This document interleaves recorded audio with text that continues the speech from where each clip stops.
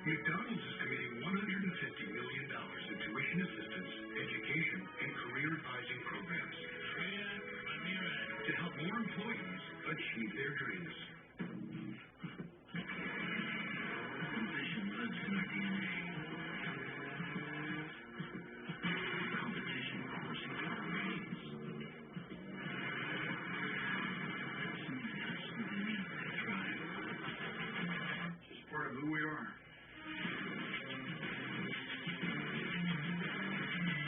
Well-qualified lessees can lease the 2019 Alfa Romeo Giulia for $339 a month. You wouldn't accept an incomplete job from anyone else. Why accept it from your allergy pills? Flonase relieves your worst symptoms, including nasal congestion, but most pills don't. Flonase helps block 6 key inflammatory substances. Most pills only block 1. Flonase. Are you okay if we go Dutch? Sure. Are you trying to get rid of some spare change? Oh, I don't trust myself on a credit card sitting here. You know about Credit Sesame, right? Credit Sesame? Credit Sesame. Helps you be smart with your credit, improve your score. Best of all, it's free. Thanks for the tip. Oh. Keep the change. Yep. Please navigate. Go to creditsesame.com today. This is a commercial for Warby Parker Glasses. Now that's out of the way. Let's enjoy the mixing of these acetate chips, which will one day turn into a pair of our tortoise glasses. Try 5 pairs for free at warbyparker.com. Ah, the final voyage of a pair of Warby Parker glasses. They've been hand buffed, hand assembled, and hand inspected for quality. Twice. Now they're ready to see the world. Best of luck out there, friend.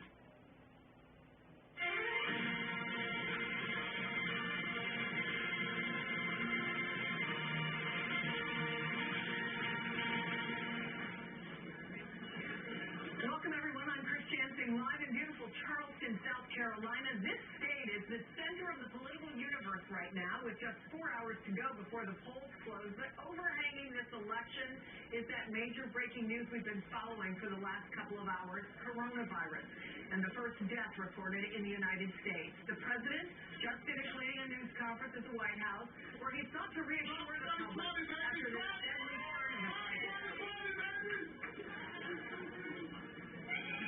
The president also expected to speak any moment at the conservative CPAC convention. We'll be monitoring that for you as well. NBC News White House correspondent Hans Nichols was there, and he joins me now. Hans, what new information did we learn from the president? Give us the headlines for those who missed it. Well, from the president and vice president, they announced new travel restrictions on Iran, which is mostly on the borders, but they raised the travel advisory for citizens both going to and from parts of Italy and South Korea to the highest level. That's one step short of actually advocating for a travel restriction, a full restriction to those two countries. In general, the president talked about their response, the preparation, what they're doing to try to stay ahead of this.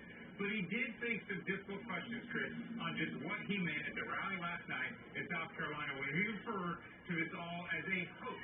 Now, the president is claiming is that the hoax reference that he was making was either misinformation by the media or Democrats trying to politicize it, even as the president clearly politicized it last night, linking his closed border policy with what they're trying to do to stop coronavirus to come in. He also opened up the possibility of closing the border, the southern border with Mexico, even though there are more confirmed cases in the U.S. than there are in Mexico.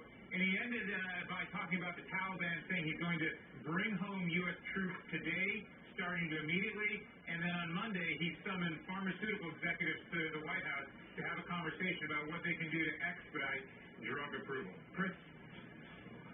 Let me ask you about the mood at the White House right now and how much pressure they're under. We haven't seen anybody, frankly, in that briefing room for such a long time, and then nearly back-to-back, you have the president surrounded by these experts.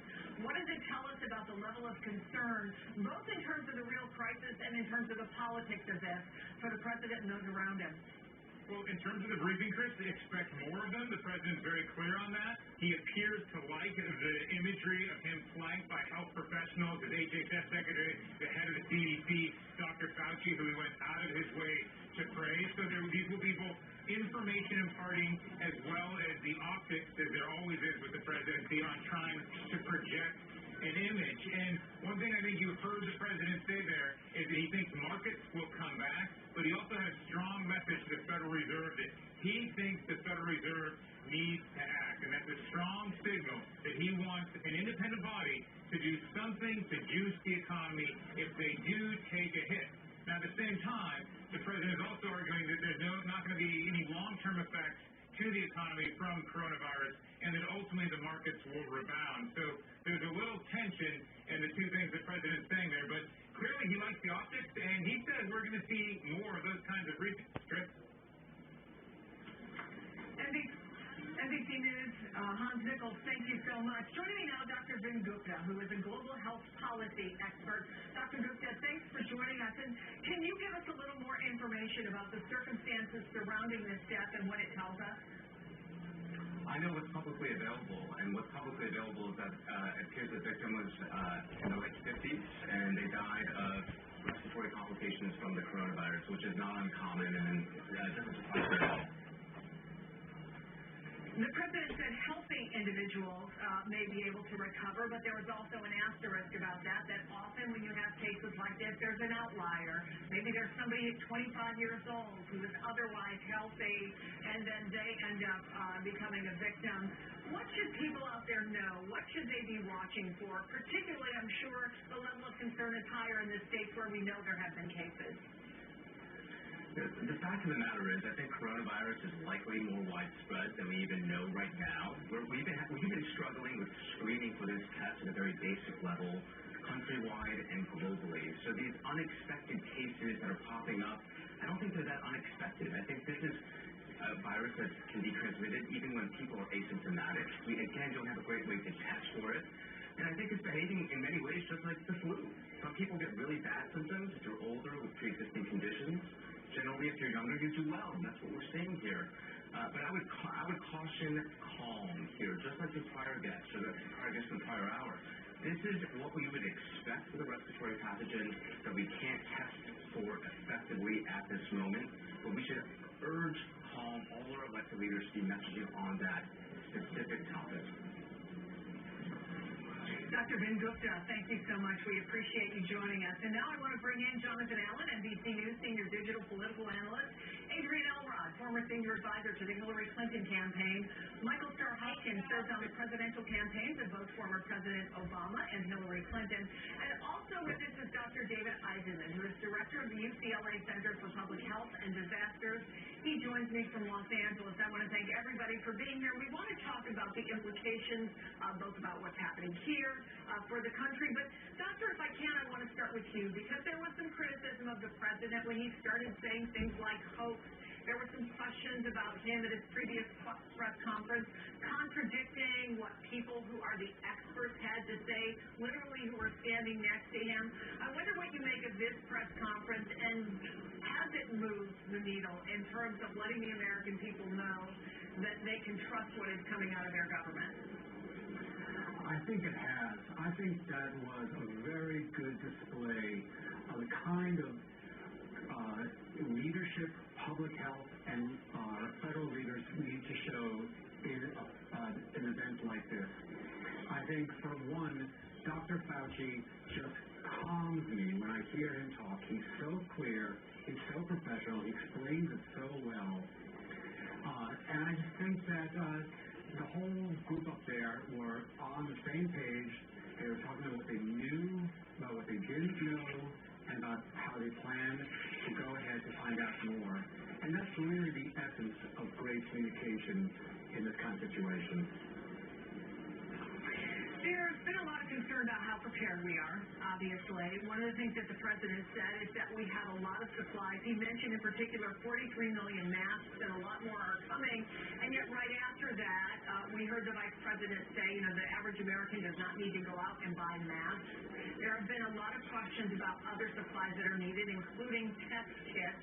We've heard the governor of California concerned about the small number that they have. The mayor of New York City saying they don't have any at all. What will you be looking for in the days to come to give you assurances that we have what we need should this crisis indeed expand, as all the experts say it will? Well, I'm going to look first at really good communication from my kids' schools and from my employer. I think that's the number one. Our communities need to start to get organized for the possibility of the social distancing we may need to do. So I'm going to see, is my school starting to make plans for distance learning? And is my employer sending out emails to managers about how to talk about this with the rest of the employers, with the rest of the employees?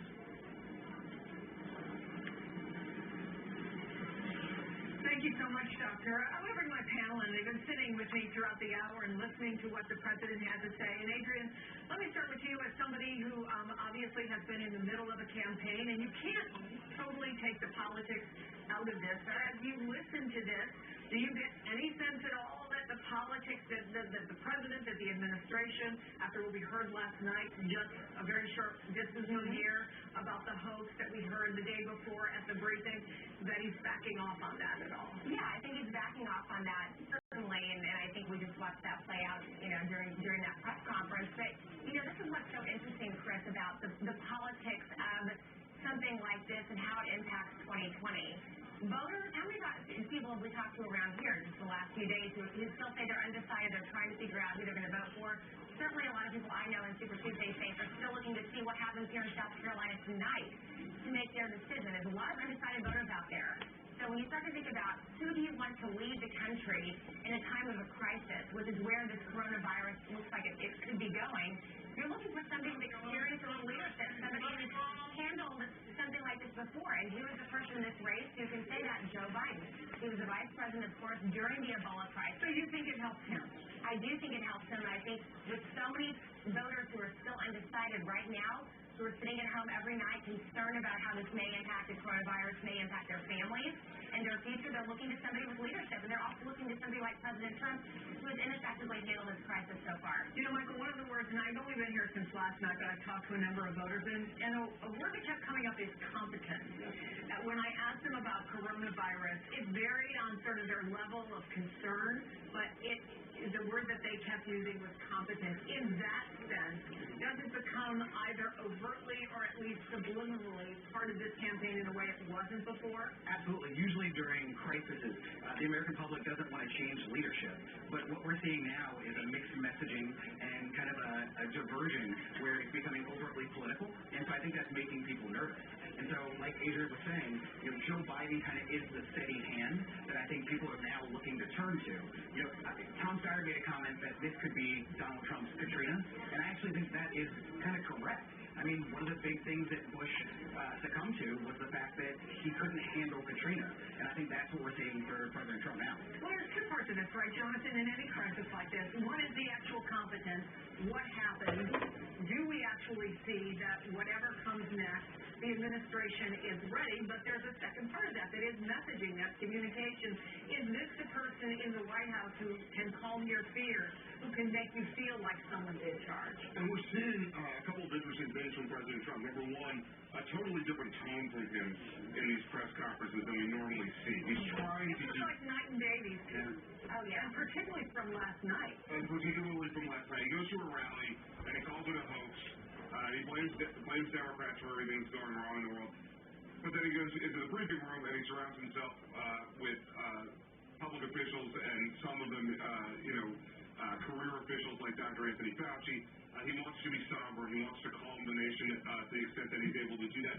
The other thing that's interesting about what he did, what he's been doing is he did exactly what President Obama did with the Ebola virus in terms of handing it off to his vice president. In the case of Barack Obama, it was Joe Biden. So for Adrian and Michael saying this is a good moment for Joe Biden, part of the reason it's a good moment for Joe Biden is Democrats will remember that during the Ebola crisis, it was Vice President Joe Biden who was handed that task. You will remind them of that. You will remind them of that. And while that might not be it might not be the thing that the general election is huge for Joe Biden, certainly among Democrats it's helpful. I'm a little bit surprised we haven't heard more from the other Democratic candidates, not only about what they would do in the case of a situation like that, because we have heard some of the policy suggestions from them, but who they would surround themselves with, who they would have out there making, to your point, the messaging. Well, the one thing money will buy you, and we're seeing this now with Michael Bloomberg, he's already got an ad up that talks about President Trump's handling of this and the concerns that he's raising. Let me just play a little bit of that ad if we have it. Sadly, coronavirus officially hitting the U.S. The markets are plunging for a second straight day. Health experts warn the U.S. is underprepared. Managing a crisis is what Mike Bloomberg does. In the aftermath of 9/11, he steadied and rebuilt America's largest city, oversaw emergency response to natural disasters, upgraded hospital preparedness to manage health crises, and he's funding cutting-edge research to contain epidemics.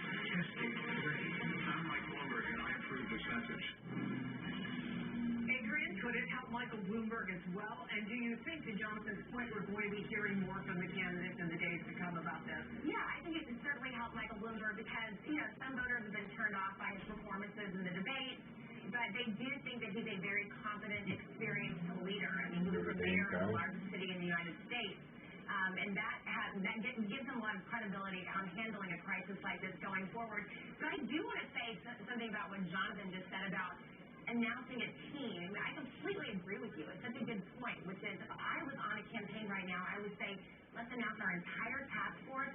Let's lay out the steps that we would do if we were sitting in the Oval Office on how we would handle this crisis. Because, again, you contrast that with what you're seeing coming from the White House right now. I mean, President Trump has been a disaster on this. Thank goodness we've got Fauci and some of these other strong, experienced leaders from the CDC and other government agencies. But this is not going well for Trump. And I will also tell you, Chris, I've been walking around here listening overhearing conversations. Exactly. Butting into conversations. I'm just kidding. A lot of people are talking about the coronavirus. Of course they are, yeah. And it does not matter if you're a Democrat or Republican. A lot of people at the dinner table, a lot of people are just walking around, and I'm hearing a lot of people saying, this is not good, this is what, this could completely take over our lives for the next few months. We did hear this change in tone from the president. A dramatic turn just from last night. I wonder if they're going to continue to play to the base or if some other people around him are going to be asked to sort of dial it back. And I'm thinking about the president's son, Don Jr., just last night on Fox News making this statement about the Democrats and coronavirus. Take a listen. For them to try to take a pandemic and seemingly hope that it comes here and kills millions of people so that they can end Donald Trump's streak of winning is a new level of sickness. Who does that play to? I mean, I guess it plays to Trump's base. I guess it's irresponsible. I think it's morally reprehensible. And I think we're going to see a kind of a schizophrenic president over the next couple months. Because on one hand, he is going to talk to his base and try to fire them up and play politics with it. But he also understands part of the reason the markets are dropping is because he's sending mixed messages and there's not a lot of faith in him.